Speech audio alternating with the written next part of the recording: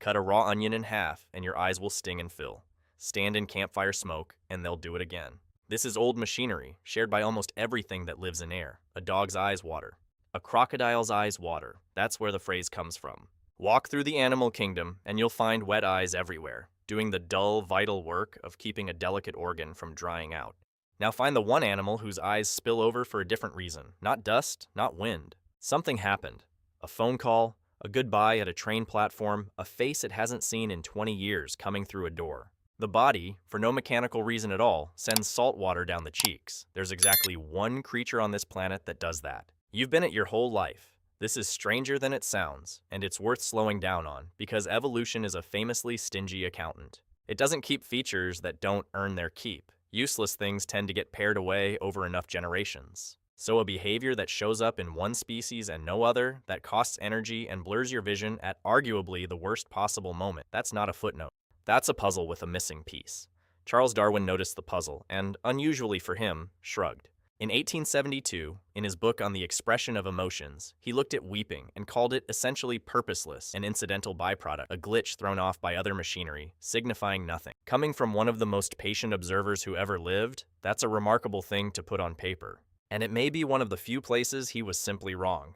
Because the harder people have looked at this useless little act, the less useless it starts to seem. Start with what's actually in the tears, because here the science is solid. You produce 3 different kinds. There are basal tears, the constant thin film that keeps your eyes from cracking like dry leather.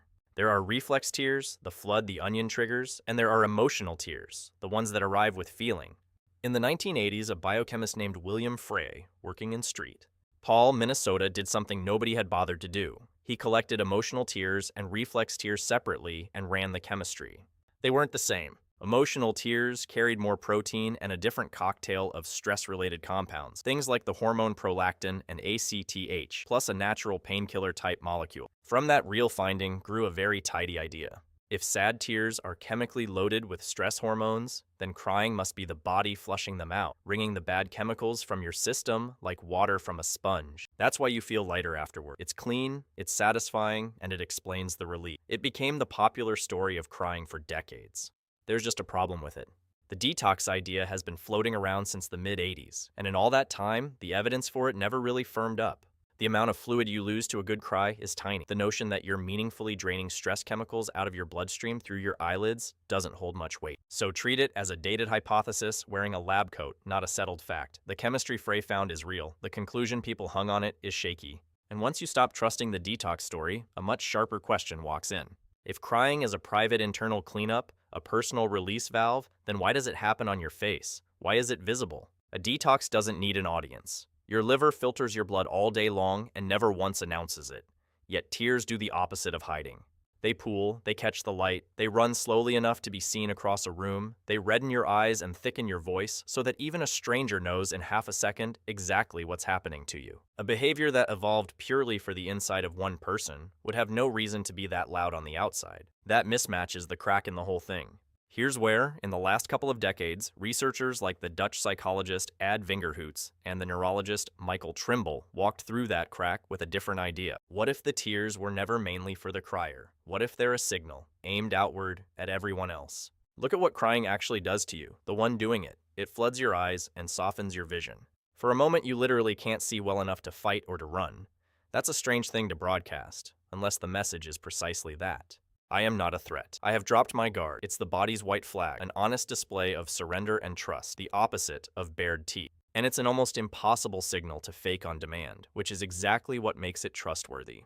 Real tears are expensive to counterfeit, and we've all felt the cold suspicion that the word crocodile tears exists to name. There's evidence the signal lands. In 2016, Vingerhoets and 2 colleagues published a study in the journal Motivation and Emotion. They showed people photographs of faces, and crucially, the same faces with the tears digitally erased. When the tears were there, viewers rated the person as more helpless, felt more connected to them, and said they'd be more willing to step in and help. Wipe the tears off the identical face, and that pull weakened. The water on the cheek was doing real work in the mind of whoever saw it. Tears as a kind of social glue, a way of reaching across the gap between 2 people and quietly saying, "I need you, come closer." If that still feels like a stretch, look at how it shows up in a single human life. A newborn screams from its very first minute. The lungs work straight out of the gate, but the tears don't. For the first couple of weeks, sometimes stretching toward 3 months, babies cry with a dry, red, furious face and no water at all. The wailing arrives at birth. The visible tears arrive later, almost on a schedule, right around the time the infant is starting to lock eyes and read the faces leaning over the crib. Even in one small person, the sound comes first and the signal comes second, switched on it seems, just as there's somebody there to receive it. So let me ask you something and sit with it for a second. The last time you cried hard, really cried, were you alone or was there someone in the room? And if you were alone, did some part of you still wish someone had been? I genuinely like to know where you land on that. Leave it below. And if you're the kind of person who likes the floor pulled out from under a comfortable idea, you already know where the subscribe button is. Because here's the place this all quietly arrives. We tend to think of crying as the most private thing a body does, the thing we hide in bathrooms and turn toward the wall for, the most solitary moment we have. The science keeps suggesting the opposite, that the salt water was never really about cleaning out one person's insides, that it's a line thrown to whoever's standing nearby.